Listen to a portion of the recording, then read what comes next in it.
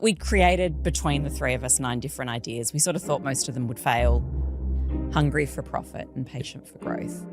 And that would be how Bellroy needed to function. We went from 7 wallets a day on the website to 30 wallets a day on the website. But if the product isn't loved by the customer, I think that's the problem number one. When I think about what am I trying to do here, it's like, whoa. And then you say a bunch of things and then you think, man, was that too heavy? Like, was I short on kindness there? Was that like an overdose of honesty and an absence of kindness? It's hard to kind of get the leadership thing right. It turned out everything was fine. But then it's like, well, is the worrying helpful? Is it the thing that focuses the mind? I think that there's an advantage that a founder CEO probably has, all the way up to the moment where that advantage becomes a disadvantage. Welcome to the Executive Espresso. I'm Virg Das-Neves, and this is where senior leaders talk honestly about the decisions, doubts, and trade-offs behind their titles. No rehearsed answers, no leadership slogans, just the stories of what it actually takes to build, lead, and keep going when the answer is not always that obvious. Now, before we begin, this season is made possible by the Espresso Displays, ProSite Change Management, and Boyd & Moore Executive Search. 3 partners who believe in better work, better leadership, and better conversations.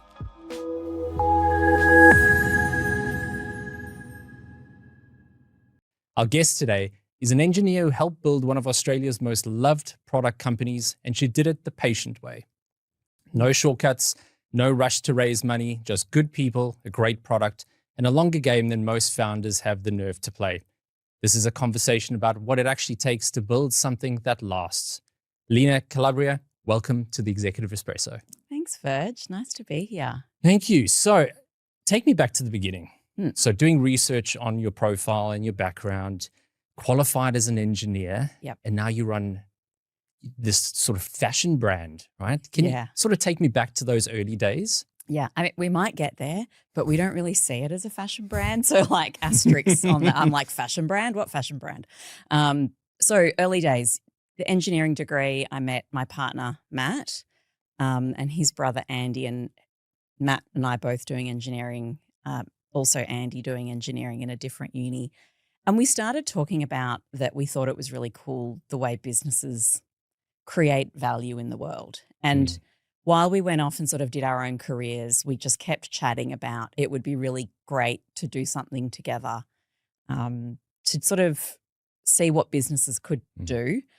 We kind of had a wacky ambition and ended up starting 9 different things. One of them was a website development company, and so it then created other things. But we created, between the three of us, 9 different ideas. We sort of thought most of them would fail.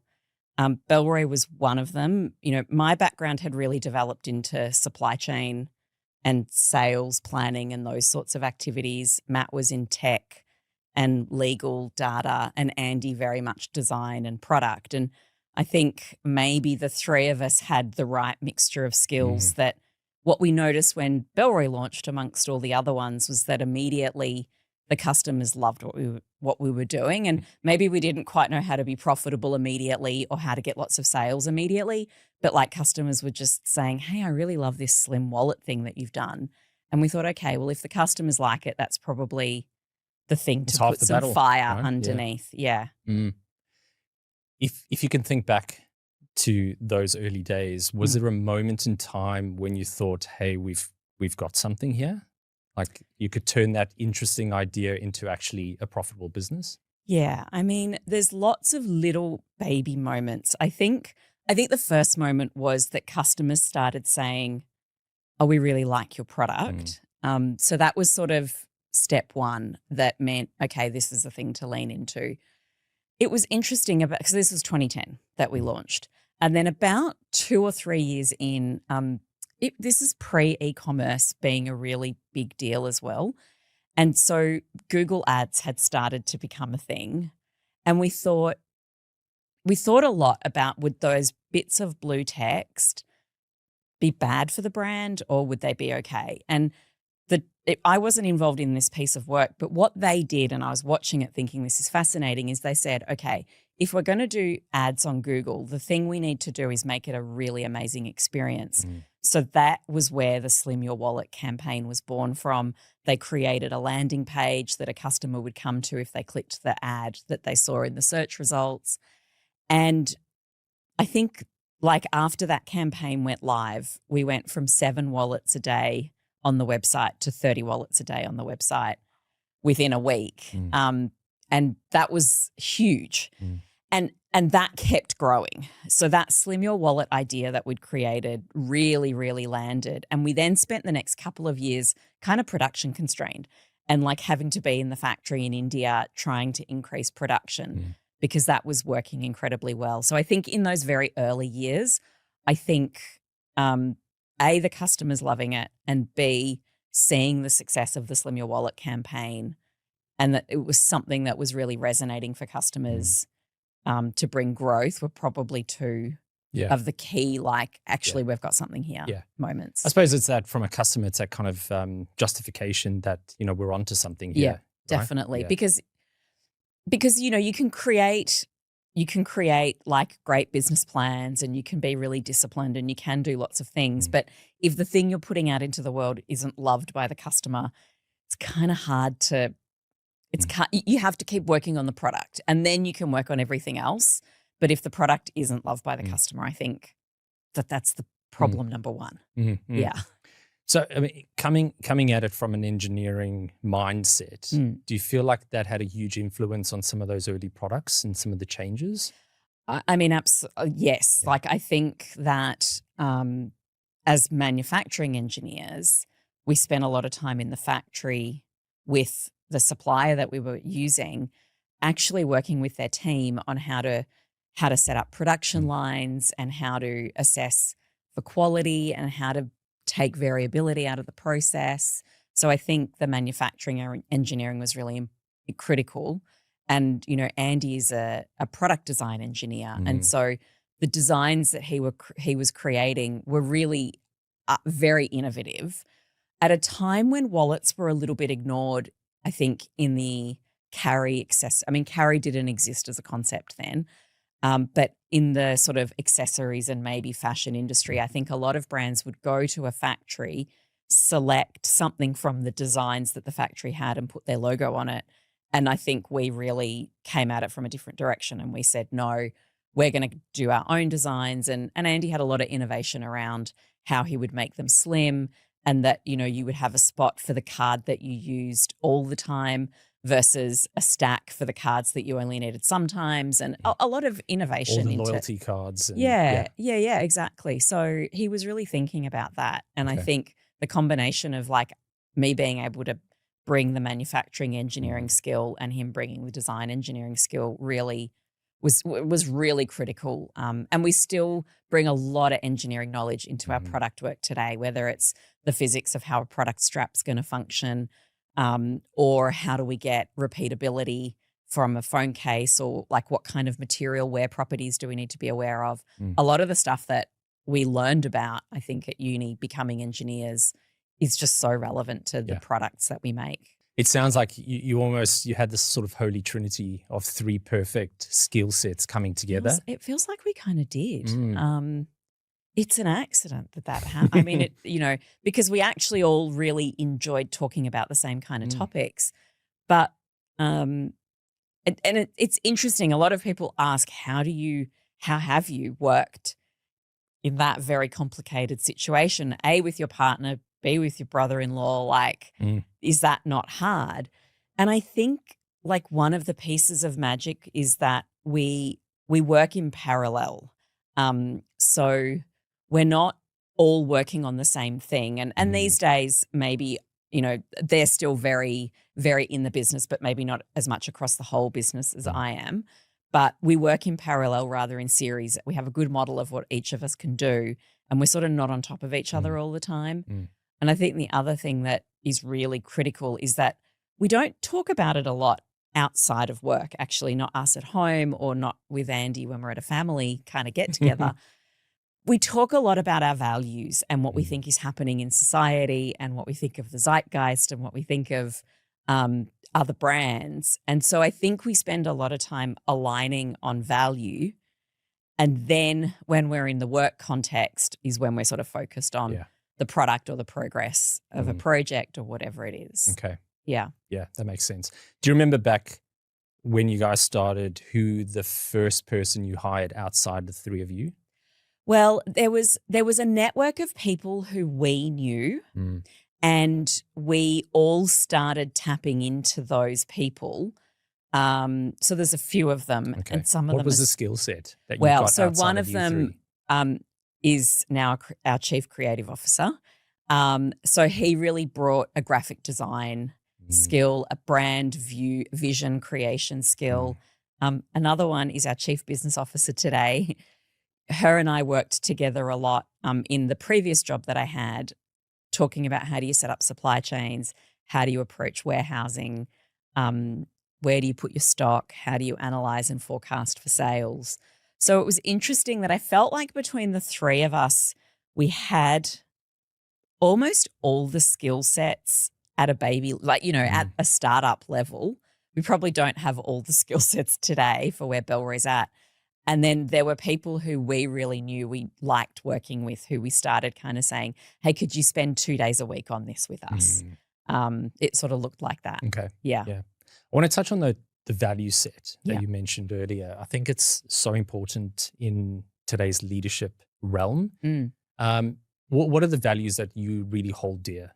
Yeah, I thought about it really explicit. So you said at the beginning of the podcast, like no practiced answers. And I fear this one sounds slightly practiced, but I kind of thought about what do I want to be as a leader and what are the things that I have that I'm really happy to bring and what are the things that I want to develop. And so I have sort of 4 things that I value bringing: honesty, kindness, competency, and energy.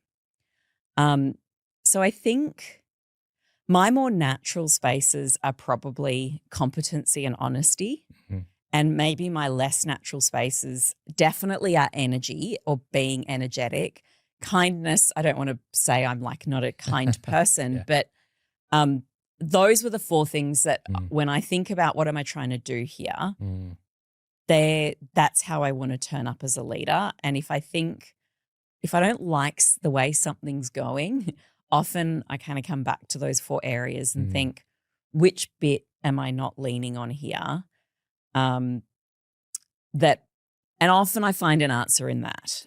Yeah, it's a good way to look at it because they're often in high pressure times or uncertain scenarios at times. Yeah. Sometimes the value set gets lost a little bit because you're so focused on what the crisis is. Yeah, and I think it can get lost because it's not like you're panicking, but you're on the verge of like, this is a really hard problem that I don't know how to solve. And you start going a bit too fast, perhaps. You don't kind of stay calm and think. So, but yeah, I really agree. I interrupted you, but yeah, I think it can get lost. Do you have a sort of go-to moment that when you feel yourself getting lost in getting drawn away from your value set, are you able to catch yourself in that moment and then just step away? I mean, I hope that I've got better at it over time. I think probably in my 20s, it's harder because you're less wise. And I mean, what I would say, it sounds a bit woo-woo, but I think you can kind of feel it in your throat or your chest or something if you're paying attention. Yeah. You start to feel the vibe, the energy, the something. It's like, whoa, I'm kind of getting a bit of a rush of adrenaline here, or I'm starting to get a bit clouded over about what I want the answer to be. And I think maybe it takes a long time to learn that feeling and to realize it's there. But I think I try pay a really lot of attention to that feeling. And if I'm in a meeting or talking to someone and I kind of notice that I can feel in my chest that I'm getting a bit constricted, maybe my throat feels a bit uncomfortable. It's like, It And takes it's time. interesting, like even thinking about that, both of us kind of shuffled in our seat just a tiny bit, because it's like, oh, you need to not have that tension to pay attention to that. Yeah. Um, And like you say, it takes time because you've got to so. understand yourself. You've got to understand your own body, your feelings, your emotions, because they all come to the surface, don't they? Totally, they do. And what I also found really interesting is I started to pay more attention to like, what are the clues that maybe I'm not approaching this right? Mm. What was interesting was that, and so we're a really high feedback culture and we try to encourage feedback. And often I'd be in a meeting, and this is even a bit more recently, like recent by like the last 5-10 years, but you feel that kind of rush of, gosh, I'm frustrated by this situation perhaps. And then you say a bunch of things and then you think, man, was that too heavy? Like, was I short on kindness there? Was that like an overdose of honesty and an absence of kindness? What I also learned though is that if I asked afterwards one of the managers in the meeting who I really trust, one of my colleagues, was that too much? Was that okay? Like, can I have some feedback on how that went? In my later years, I found that they would say, actually, no, it was fine. You said the thing that had to be said, and it was really good that you did. And maybe in my earlier years, they'd be like, honestly, yeah, a bit too much. And it was probably a bit scary, and it would be better if you did a bit less than that. And so it was interesting to kind of learn, okay, this is how I'm feeling around this, and then try and understand what do other people perceive about how that feels. Yeah. Have you felt that from a leadership perspective, that's come naturally, or is it something that you've had to work on over the years? Definitely not naturally. I think that, like, that's why I sort of say I feel like the conversation of leadership feels like I have to make things explicit for myself, which feels like an unnatural thing to do. I think when it's implicit, you are just kind of naturally doing it. You're feeling comfy. You like the outcomes that you get. You don't really contemplate it that much. But I feel like it's hard to kind of get the leadership thing right. How much should you be present in the conversation? How much should you sit back? How much energy do you bring to an idea? How do you get your words precisely right so that your opinion isn't the thing that people just center on? Because it's easy for you to say, hey, I think we should do this. And what I'm doing in my head is saying, kicking the tires, here's an idea, perhaps this. And it can be read as this is the decision, which is not the goal. So, really learning to use hedging words like, I don't think this is what we should do. Here's an idea. I could change my mind. We should explore it. To really make clear, I'm not saying this is what we have to do, but I'm saying here's what's in my head. Let's think about it. Yeah. So no, I don't think it came easily at all. I think it's a hard thing to do, and I think it needs a lot of thinking about. Yeah. I totally agree with that, because you can read as many leadership books as you like and as possible and do your MBA and all that sort of thing, but it really just comes down to experience. I think and the that's scars that come along with it. Yeah.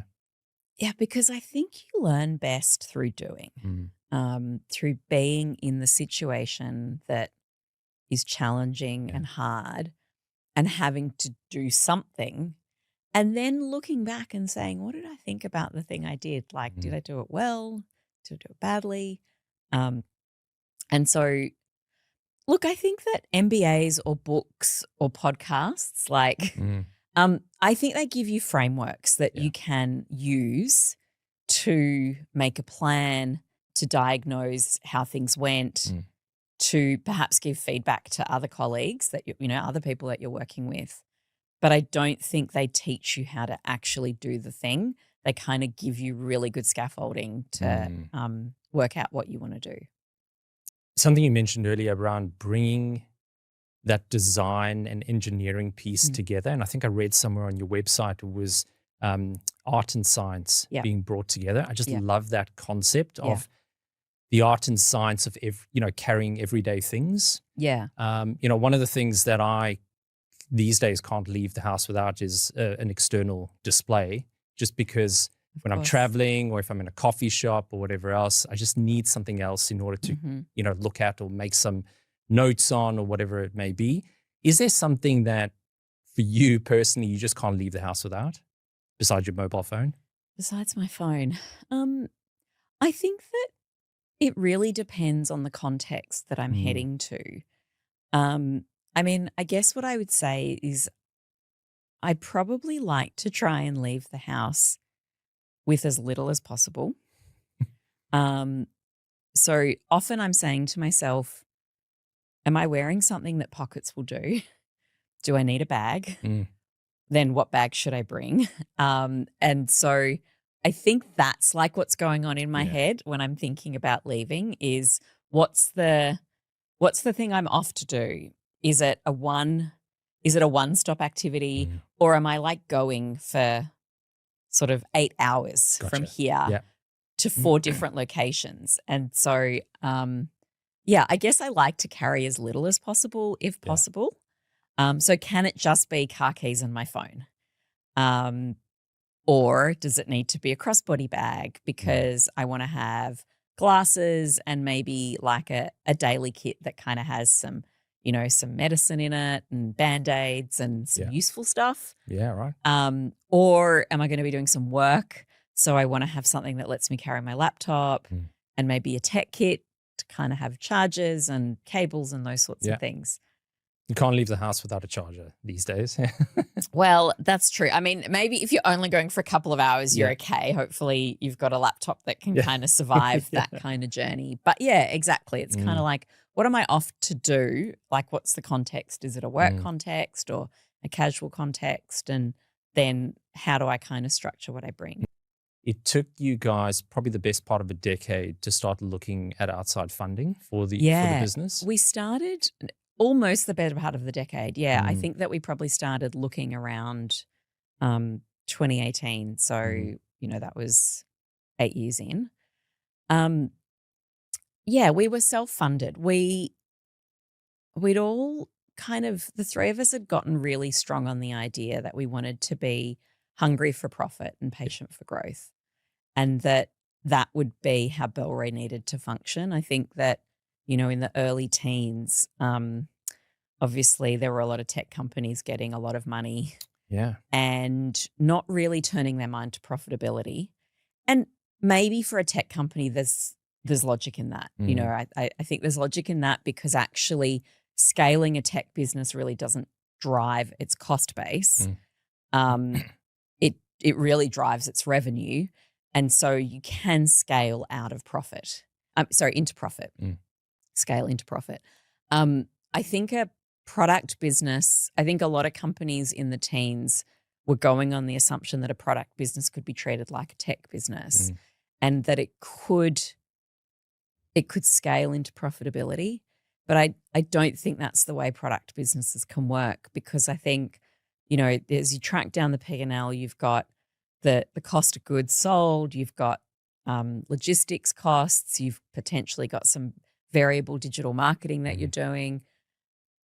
All of that really consumes a lot of the revenue before you get to, I guess, fixed marketing and people and space, as sort of the more fixed costs. But as you scale, those costs are going to scale too. And I think if you don't have profit from pretty early in your model, then I don't think that problem gets solved. All that to say, we focused a lot on making sure we had a profitable business model, which meant we didn't have to raise money. We put in some of our own money. It was a bit tighter in the early days. It's like kitchen tables and all that sort of shenanigans. But we managed to generate the profit to pay ourselves back out of that and kind of be in the clear. So we started with wallets. We then moved to phone cases, then to like carry accessories like pouches and things you would use in a meeting context, and then to bags. So that sort of happened over that first 7 years with bags launching about 2017. And we'd seen what wallets looked like growing really quickly. But what we found was that like phone cases and bags and accessories were all independently growing at like 100% year on year, having been introduced. And we thought, It's amazing. this is like 3 times the business that we were trying to grow when it was just wallets. And the reason we really raised some money, we didn't raise a lot relative to the share of the business. Like our 2 families are still very much majority owners of Bellroy, but we more or just as equally wanted the expertise. We felt like that bringing on some investors, we would get advice and connections and networks, and that was what felt as useful or equally as important as maybe shoring up a balance sheet. Yeah. I think that pays for itself in spades. Yeah. Right? It's just that extra piece that maybe the 3 of you or the other members of the teams just don't know some of that background or information or expertise. Yeah. And then they could bring that in. Yeah. I think that's right. Yeah. Was there a feeling amongst some of the employees that maybe something would change if you had some, external stakeholders or? I mean, I guess we predicted that feeling would be there. So we were very active in talking about that with the staff and saying, hey, here's what we're doing. Here's what we've done.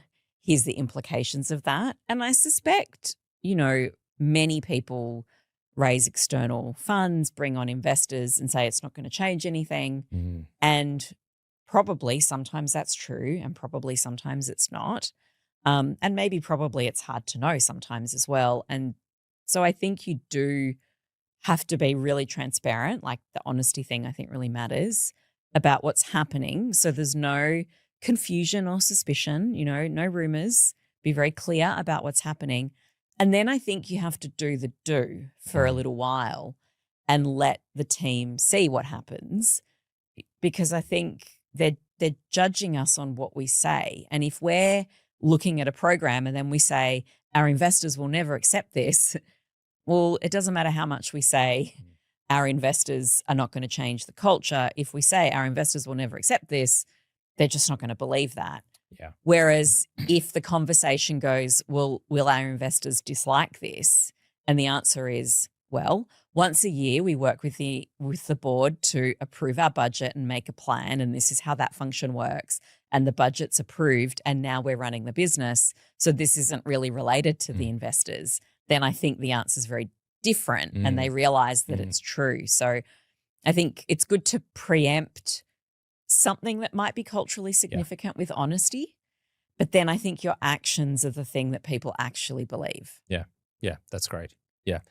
I think in today's world, we're always looking for a quick win when it comes to these, especially, maybe in the last 5 years with the rise of AI and technology companies. It's just, it's all happening so fast. Yes. Whereas I feel like you and the team, you've almost, gone in that opposite direction of taking your time over a long period of time to see that amazing growth. Yeah.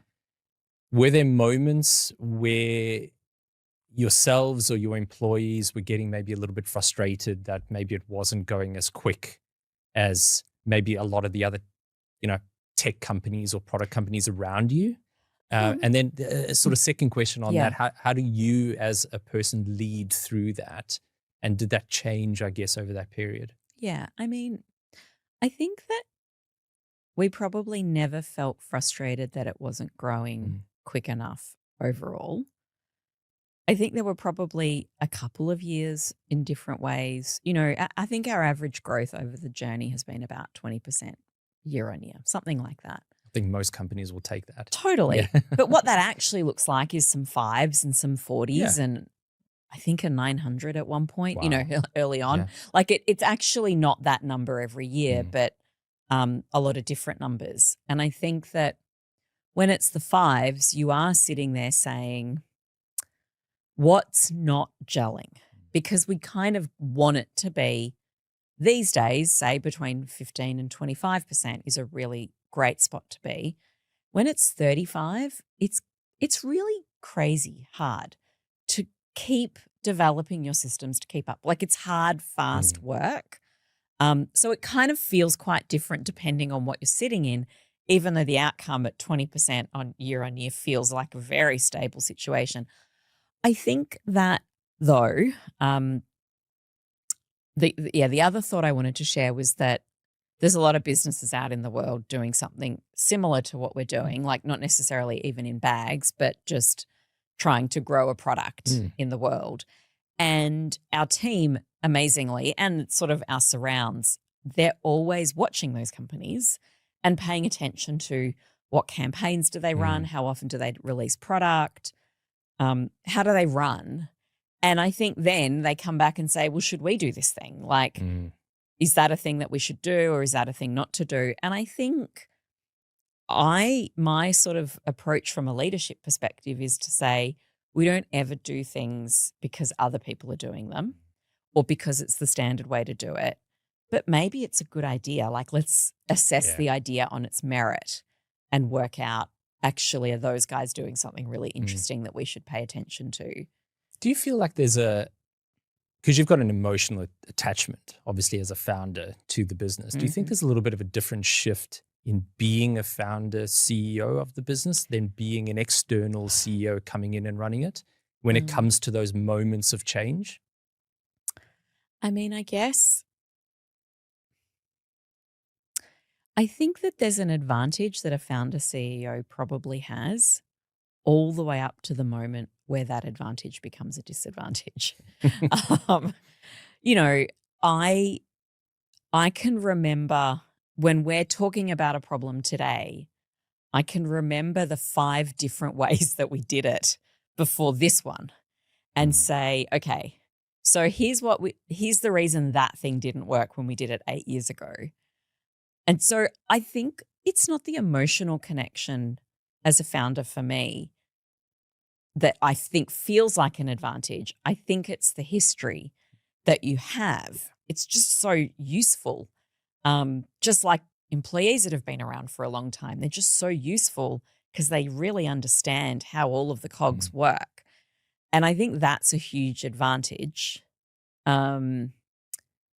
until it becomes constraining, I suppose. And the risk is that a founder CEO probably can not want to make a change at a time where the world has moved in a different direction. And the thing that, I mean, the thing that got us here isn't going to get us there. And I think a founder CEO at some point could probably become a bad thing for a business if they're not moving in the way that society's moving, because the way we did it 16 years ago isn't going to be right today. Yeah. And so, like, keeping on moving feels really important. Do you have some people that you lean on to help you with some of those thinkings and ideas? Maybe advisors or mentors or your partner? Or... Kind of everyone. You know, I think that you create a very rich information flow. Like, it's probably the people I lean on the most is the Bellroy team. Okay. Like, in the company, we're always talking about, are we doing the right thing? What should we do? What should we change? Has this thing come to an end? Is there a thing we're not seeing? Let's spend 3 hours talking about the cultural zeitgeist. You know, where is the world going? What are people after? Are we responding to that quickly enough? And so I think I find the team hugely valuable. Then I think there's sort of the people that you're friends with who are themselves running businesses or our investors or that network. What are you guys up to is really interesting. Then I think there's podcasts and sort of books, nonfiction that is interesting. And then I would say there's fiction. You know, sometimes if I have a challenge, I mean, it might be personal or business, I like to look for fiction that kind of centers on those themes to just let my mind get a whole lot of ideas about the problem, and maybe it'll help unlock something. Yeah. When you started seeing the business grow, what did it feel like when those large companies like Apple and Qantas came knocking on the door and started using your products? Oh, it's a huge compliment. It's kind of like, okay, we're talking to Apple and we're like having calls with them and It's this moment of realization. they've given us purchase orders and we're going to send stock to the warehouses that they've asked. And then we walk into an Apple store and you see the product and like, because you admire Apple, right? As a product brand, you're always looking at what they're up to because the journey that they've been on from the early 80s is fascinating. And it's been a journey of ups and downs, as well. And watching what they did is really amazing. And to think that there's people in there who think our product is interesting and the thing that we're doing is interesting, it's very lovely, actually, is how it feels. It's like, great, amazing. Yeah. I'm glad that everything that the team's doing is turning up on a world stage and being recognized and respected. Yeah. It's a bit of validation, right? Yeah. It's a big piece of validation. I think it leaves everybody in the company feeling really proud because people want to feel proud of what they're doing. Yeah. And I think that they want to be able to tell their friends and colleagues the things that are happening at work that feel interesting. And I think that's a fun story to tell. And so, I think people feel proud. Yeah, I love that. Yeah. With starting a business with family members, I've often over the years thought of starting a business with family members and then I rethink it pretty quickly. Yeah. I'd love to know what the dinner talk is. Yeah. Like you mentioned earlier, there's not a lot of, business talk when it goes home, but No. I'm pretty certain in those early years, it's all you guys would have spoken about, right? Yeah, maybe in the early years there was more of it because I think in the early years you're solving all of the problems because the team is tiny.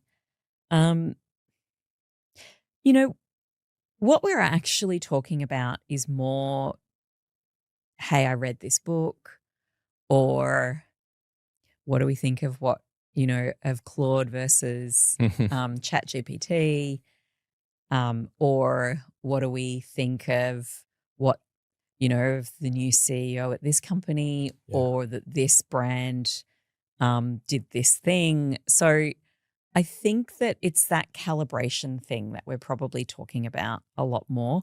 We really are not talking about the people at work or the projects that we're working on. Sometimes, I think people kind of know now, but like at some points people would say, well, I assume like you talked to Matt about it and it's like, no, actually, I don't know anything about this thing. We absolutely have not talked about it.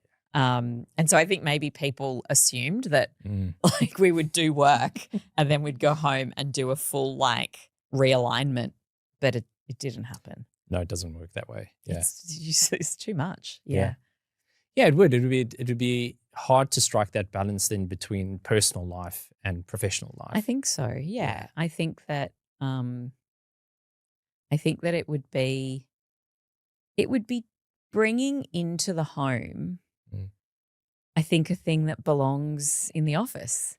It's like, I don't know if you have this experience, but when I'm sitting at my desk in front of my computer and I've got my emails that I want to address and reply to, like generally I feel like you can kind of flow through them pretty well. And even when you get an email that you don't like, you just chill because you're like, okay, we need to deal with it. And then you get your phone out at some stupid time, which is not work time, and you look at it and you get that email that's irritating. And then you spend 3 hours thinking about the stupid thing. And ruminating. Right, because you ruminate on it and you think about it. And then the next day you go to your desk and you reply and the whole thing's gone. Yeah.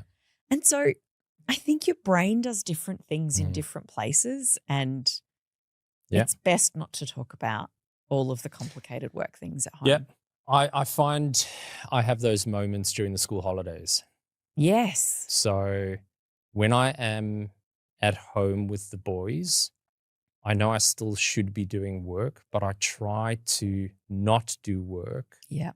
It's harder said than done, but it's easier said than done. But because I catch myself in those moments where I've glanced at a message or an email, but the boys need my full attention. Yeah. But then I just cannot stop thinking about what I need to reply. Yeah. And then by the time I reply, my head's all over the place because I forgot to, take the bread out of the toaster, or I didn't put enough jam on the sandwich. 100%. Yeah. So I think being really disciplined about not doing that and facing problems, with a good night's sleep, actually, is what I want to say. I think if you haven't slept well, it's really good to recognize how lacking in competency you may well be. Yeah.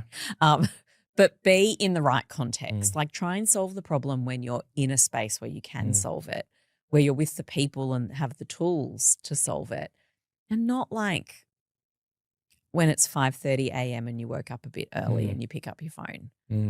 It's the wrong time. It's not going to happen. Not the right time. Yeah. Talking about a good night's sleep, I haven't had one in ages. We've got a new puppy. Oh. And she's beautiful and I love her to bits and she's an absolute sweetheart. But, she wakes up twice every evening. Yes. But it's almost, it's like clockwork now. Yeah. 2:00 and 4:00. How old is she? She's about 6 months now. Yeah. I mean, I guess so you should almost be there. We're almost at the end. Yeah. We got a new dog last year, and actually we have an 11-year-old dog as well. And I remember with both of them thinking, this is like children again. Like, what? But then, like 3 months later, they're children. Yeah. Like all of the sleepless nights things passed, and it's like, oh, it's kind of like children, except it doesn't last anywhere near as long with the crying and the feeding and all of that sort of stuff. So. Yeah. You'll be almost there. We're almost there. Yeah, I agree. Until I can palm her off to one of the kids and like, it's your problem now. Yeah. Yeah. That's the ambition. Yeah. That's the goal. Yeah. What's the next part of the journey for you, the team, and the group? Yeah. I mean, so I'll intro that by saying we think about where our resilience comes from as a business. And it's by bringing diversity into our product range, into our sales channels that we're approaching, and into our geographies. And what we like to do is be working on expanding our ability or our breadth in each of those areas. It's probably one of the things that makes us sometimes slower because we're sort of building in a few different areas. But at the same time, I think it's a thing that brings our resilience, brings our resiliency. So what we'll be doing is building out our luggage range for product. Okay. The first items were released last year with carry-on bags. We just released a check-in bag a couple of months ago. And really, so that's kind of gets us to 5 styles.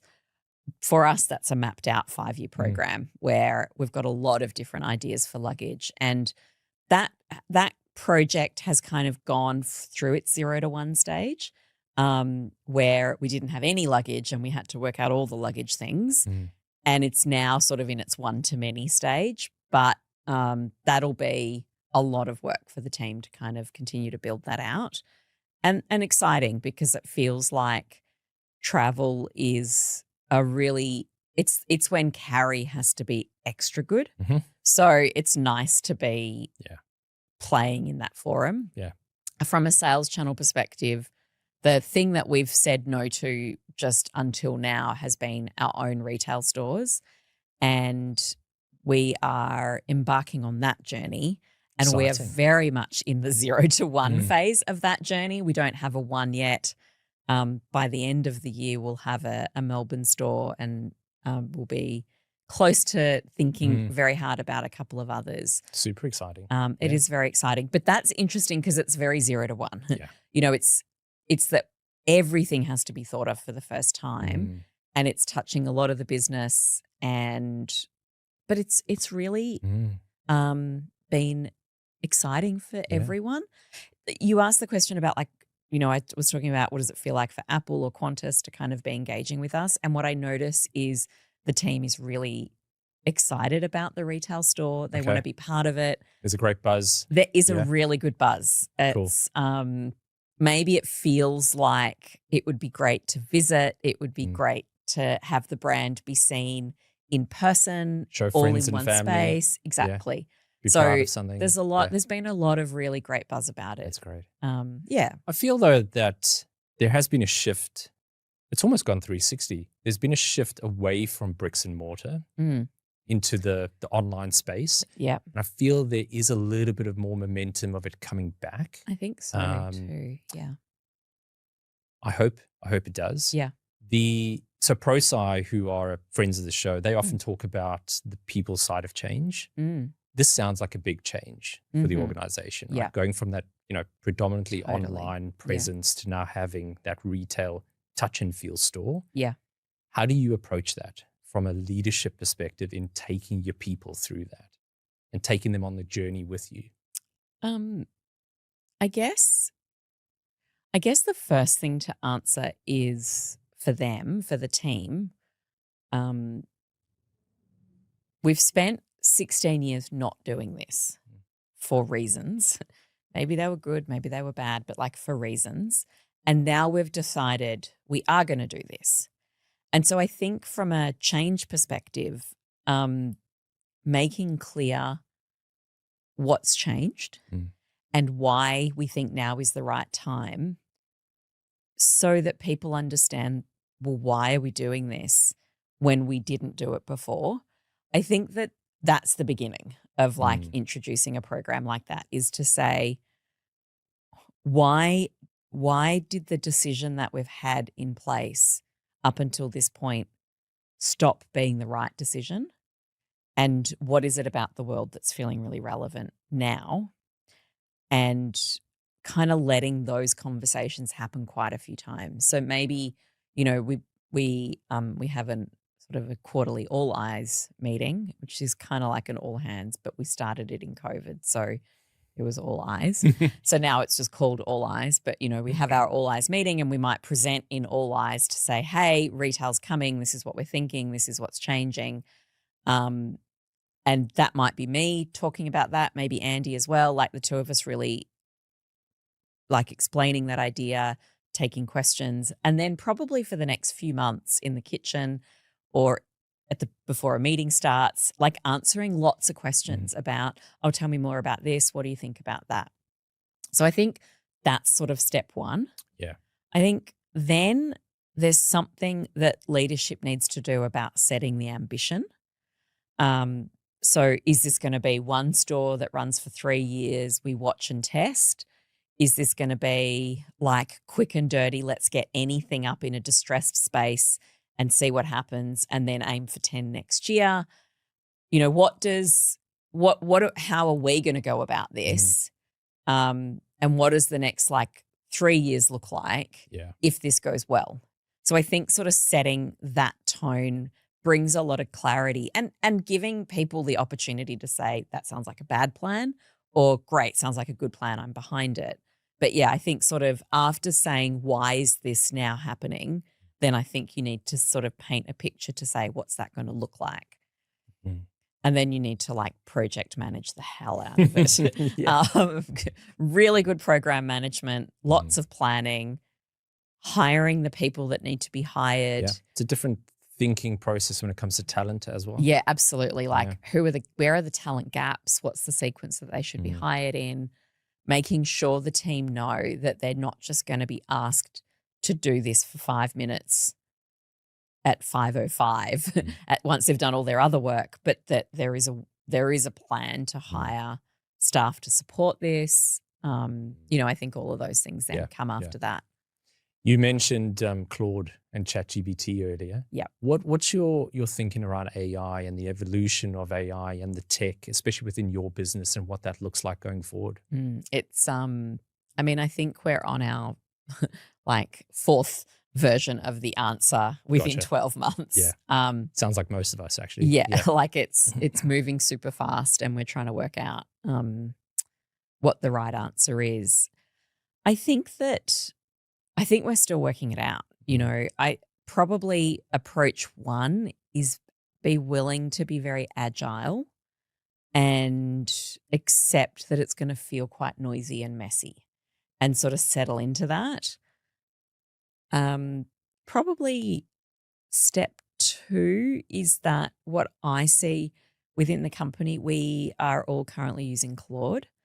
So everybody has a Claude account, and that's kind of been the last I want to say it could be 4 or 5 months we've been there amongst all of the things we've done.